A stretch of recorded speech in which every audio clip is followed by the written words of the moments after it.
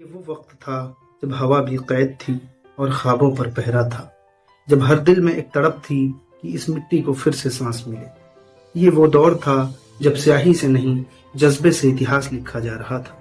किसी ने अपने लहू से स्याही बनाई तो किसी ने शब्दों से चिंगारी जलाई। ऐसे ही वक्त में एक शख्स उभरा, आंखों में शांति और सोच में तूफान लिए, जिसकी आवाज में नरमी थी और बातों में वो आग जो बरतानिया हुकूमत हिला देने को तैयार थे। जिसने कहा, असली आजादी तब है जब बच्चे डर के साथ नहीं सपनों के साथ बड़े हों। वो सिर्फ एक नेता नहीं थे, वो उम्मीद का दूसरा नाम थे। वो गुलाब की तरह नर्म और अपने इरादों में पत्थर से मजबूत। उन्होंने मुल्क को सिर्फ आजादी नहीं दी, बल्कि सोचने की, समझने की और सवाल करने की आजादी दी। वो सियासत से ऊपर इंसानियत की मिसाल थे। और आज भी जब कोई बच्चा हंसता है, जब कोई दिल भारत को महसूस करता है, तो कहीं न कहीं उनकी आत्मा मुस्कुरा उठती है, क्योंकि वो सिर्फ इतिहास का हिस्सा नहीं, वो इस देश की रूह थे। आज बात करेंगे एक ऐसे शख्स की, एक ऐसी सोच की, एक ऐसे इतिहास की जिसने भारत को एक नई दिशा दी। आज बात करेंगे पंडित जवाहरलाल नेहरू की। दोस्तों, कुछ लोग इतिहास में दर्ज नहीं होते, बल्कि वो एक पूरा इतिहास बन जाते हैं। एक ऐसा ही नाम है पंडित जवाहरलाल नेहरू, भारत के पहले प्रधानमंत्री और हर बच्चे के चाचा नेहरू। आज बात करेंगे उस आनंद भवन की जहां से निकलकर एक बच्चा स्वतंत्रता संग्राम में भागीदार बना और फिर इस महान देश का पहला प्रधानमंत्री। तारीख थी 14 नवंबर और साल था 1889। इलाहाबाद शहर के आनंद भवन में एक बच्चे का जन्म होता है। उस बच्चे का नाम जवाहरलाल रखा जाता है। पिता पंडित मोतीलाल नेहरू, जो उस समय के प्रसिद्ध वकीलों में से एक थे, और माता स्वरूप रानी नेहरू, एक संस्कारी और कोमल स्वभाव की महिला। यह परिवार उस दौर के सबसे शिक्षित और सम्मानित परिवारों में गिना जाता था। छोटे जवाहरलाल में ज्ञान की भूख थी। वे हर चीज को समझना चाहते थे। क्यों आसमान नीला होता है, फूल कैसे खिलते हैं और इंसान क्यों लड़ता है। उनका बचपन सवालों से भरा था।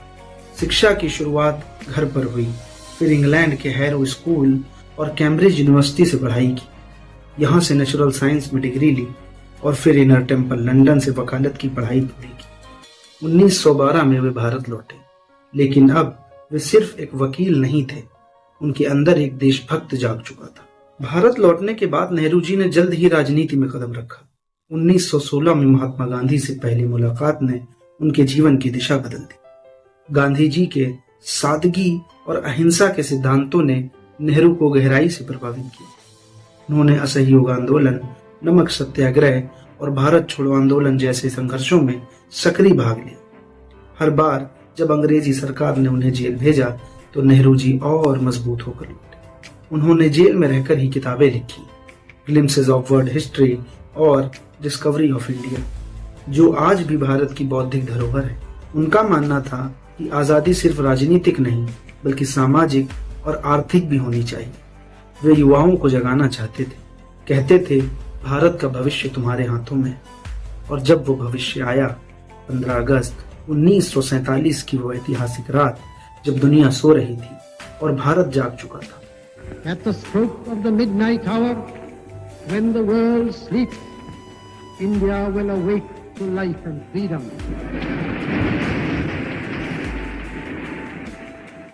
ये सिर्फ एक भाषण नहीं था, ये एक युग की शुरुआत थी। आजाद भारत के पहले प्रधानमंत्री बनने की जिम्मेदारी नेहरू जी के कंधों पर। एक बिखरे हुए देश को जोड़ना, आर्थिक रूप से मजबूत बनाना और लोकतंत्र की जड़ें जमाना, ये आसान काम नहीं था। नेहरू जी ने भारत के भविष्य के लिए 3 स्तंभ खड़े किए: विज्ञान, उद्योग और शिक्षा। उन्होंने IITs, एम्स और बड़े बांधों जैसी परियोजनाएं शुरू की। वे इन्हें भारत के आधुनिक मंदिर कहते थे। उन्होंने पंचशील सिद्धांतों के माध्यम से भारत को विश्व राजनीति में एक सम्मानजनक स्थान दिलाया। उनकी विदेश नीति गुटनिरपेक्षता पर आधारित थी, यानी भारत किसी के दबाव में नहीं, अपने रास्ते पर चलेगा। नेहरू जी लोकतंत्र में गहरा विश्वास रखते थे। उनका कहना था, लोकतंत्र सिर्फ एक प्रणाली नहीं, एक जीवन शैली है। उन्होंने संसद, प्रेस और न्यायपालिका की स्वतंत्रता का पूरा सम्मान किया। नेहरू जी बच्चों से बहुत प्रेम करते थे। उन्हें बच्चों की मासूमियत और कल्पनाशीलता पर विश्वास था। बच्चे उन्हें चाचा नेहरू कहकर पुकारते थे। उनका मानना था बच्चे आज के नहीं कल के भारत के निर्माता हैं। इसलिए उनके जन्मदिन 14 नवंबर यानी आज के दिन को हर साल बाल दिवस के रूप में मनाया जाता है। उनकी सोच धर्मनिरपेक्ष और उदार थी। वे मानते थे कि भारत की ताकत उसकी विविधता में है, जहां हर धर्म, हर भाषा और हर संस्कृति का सम्मान हो।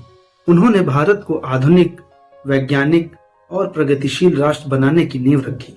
उनका सपना था एक ऐसा भारत जहां गरीबी नहीं अवसर हो, जहां भय नहीं स्वतंत्रता हो। धीरे धीरे वर्षों के संघर्ष और काम की बोझ ने उनके स्वास्थ्य को कमजोर कर दिया। 27 मई 1964 ये वो दिन था जब पंडित जवाहरलाल नेहरू ने इस दुनिया को अलविदा कहा।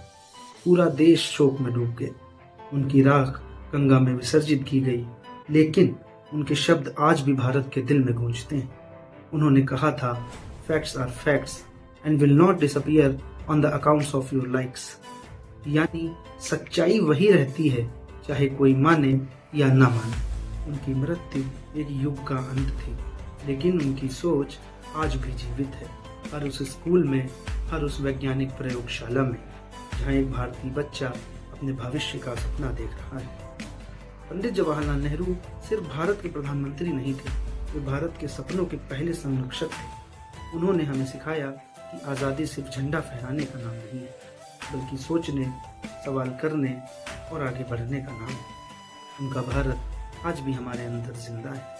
हर लोकतांत्रिक संस्था में, हर बच्चे की मुस्कान में, हर उस नागरिक में जो अपने देश से प्रेम करता है। अंत में बस इतना कहूँगा, जय हिंद, जय भारत और धन्यवाद कि आपने भारत के इस महान सपूत की कहानी सुनी। दोस्तों, अगर आपको ये वीडियो पसंद आई है तो वीडियो को लाइक करें और ज़्यादा से ज़्यादा शेयर करें। ऐसी ही और वीडियोस के लिए हमारे चैनल पॉलिटिक बाय अल्फैज़ को सब्सक्राइब कर लें, ताकि आने वाली वीडियोस आप तक पहुंच सके, और अपने सजेशंस को कमेंट के माध्यम से मुझ तक पहुंचाएं। ऐसी ही किसी और वीडियो में फिर से मुलाकात होगी।